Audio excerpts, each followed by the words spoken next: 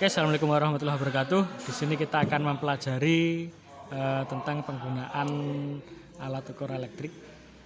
Di depan kita ada sebuah alat ukur, yaitu avometer. Pada avometer ini ada beberapa komponen. Komponen yang pertama yaitu case-nya. Nah, ini adalah case dari avometernya.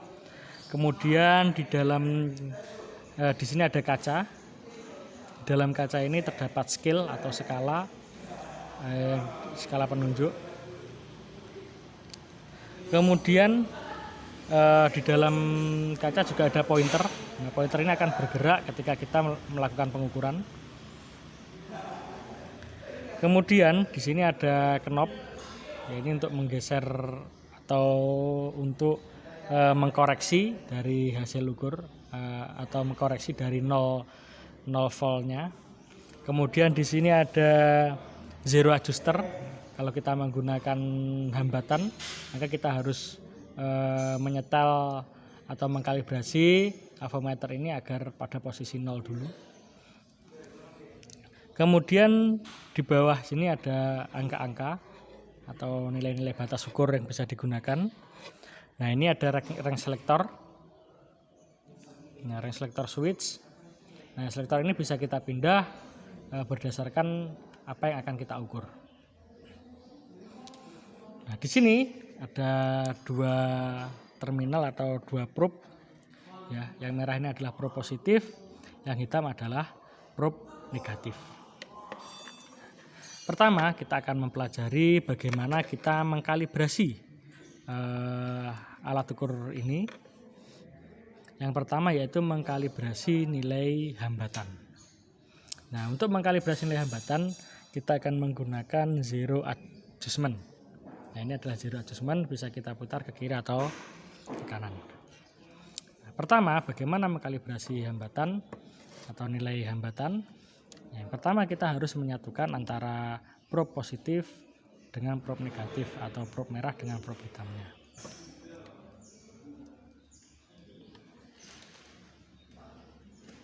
Kita satukan. Nah, setelah itu, maka kita lihat apabila pointer atau jarum ini belum ke angka 0, kita harus memutar zero adjusternya. Nah, zero adjuster ini bisa kita putar ke kanan atau ke kiri. Nah, oleh karena itu kita harus menempatkan zero adjuster ini pada angka yang benar-benar 0. Nah, setelah zero adjuster ini berada pada angka 0, baru kita bisa gunakan untuk mengukur.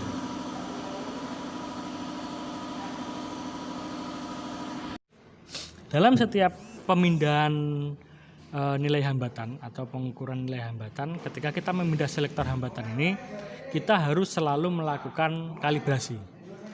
Contoh, tadi kita sudah penggunaan alat ukur pada kali 1 ohm.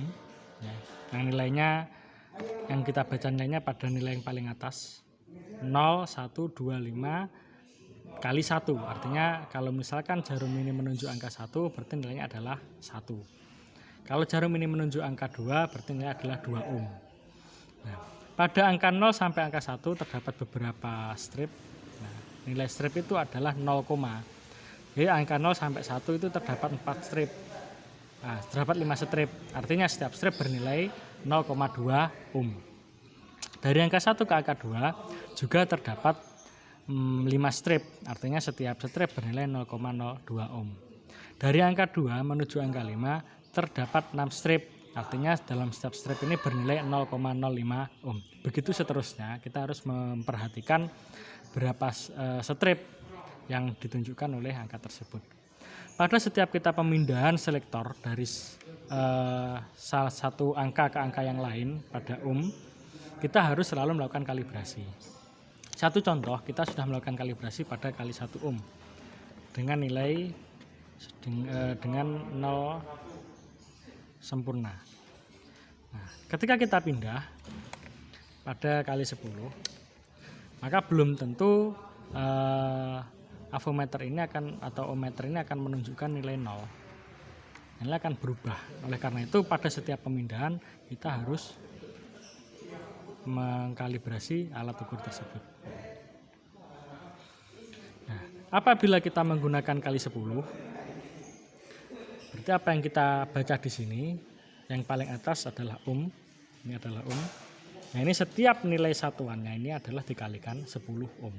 Begitu seterusnya. Apabila kali 100 berarti nilainya 0 sampai 1 ini adalah angka 100 atau 100 ohm. Kalau 1K berarti 1000 ohm di sini. Yang kedua, menggunakan pengukuran tegangan. Pada pengukuran tegangan kita menggunakan ACV atau DCV. Nah, ini ada ACV. Ya, itu ACV ini bisa digunakan juga sebagai DCV. Berbeda dengan hambatan, nolnya berada di sebelah kanan. Bila kita mengukur tegangan, nolnya berada di sebelah kiri. Ada 3 angka yang menjadi acuan untuk pengukuran tegangan. Pada di sebelah kanan angka tegangan itu ada 10, ada 50, ada 250. Nah, antara 10, 50, 250 ini tergantung selektor mana yang akan kita pilih. Di sini ada selektor 10, 50, 250 sampai 1000. Bila kita gunakan selektor pada 10, berarti yang kita baca 0, 2, 4, 6, 8, 10.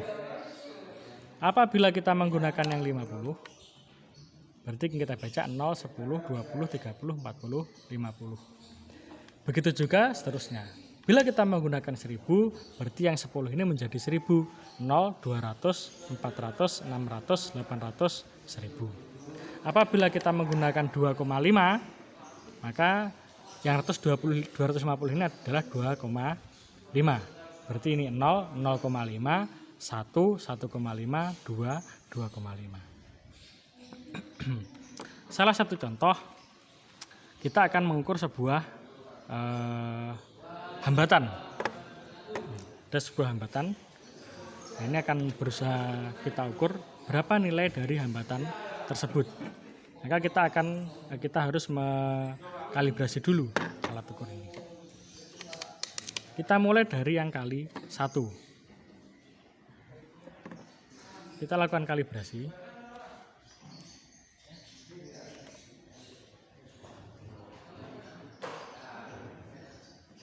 Kemudian kita baca.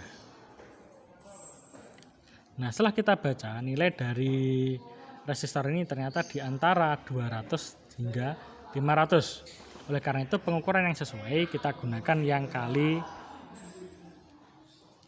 10. Untuk kali 10 sebelum kita gunakan kita harus mengkalibrasi dulu. Kita pindah ke angka 0. Setelah itu kita ukur. Nah, di sini dapat kita baca hasil pengukurannya adalah, karena ini dikali 10, artinya ketika di angka 20 artinya 200, di angka 10 berarti 100. Kalau kita baca 1, 2, 3, 4, 5, 6, 7, 8. Dan nilai hambatannya adalah 180 ohm.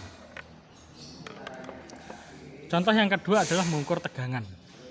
Ketika kita mengukur tegangan, kita pindah pada tegangan yang paling tinggi dulu.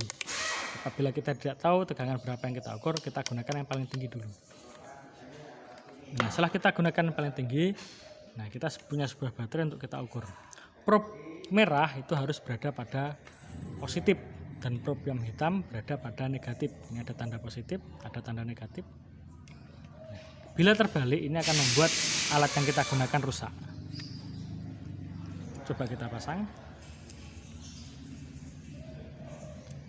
Ternyata tidak terbaca. Kita pindah ke 250. Juga belum terbaca. Kita pindah ke 50. Terbaca, mulai bergerak, tapi belum terbaca dengan baik. Kita pindah ke 10. Setelah kita pindah ke 10, kita dapat bisa melihat pergeseran nilainya. Nah, kita baca di sini. Nah, kita baca yang 0 sampai 10 karena selektornya kita pindah di 10. Nah, kita baca 0 antara 1 dan 2 di tengah-tengah, berarti 1,6. Dan nilai tegangan pada baterai ini adalah 1,6 volt. Demikian tentang pembahasan avometer untuk definisi, kemudian identifikasi komponen serta cara mengkalibrasi. Demikian dari saya akhiri. Wassalamualaikum warahmatullahi wabarakatuh.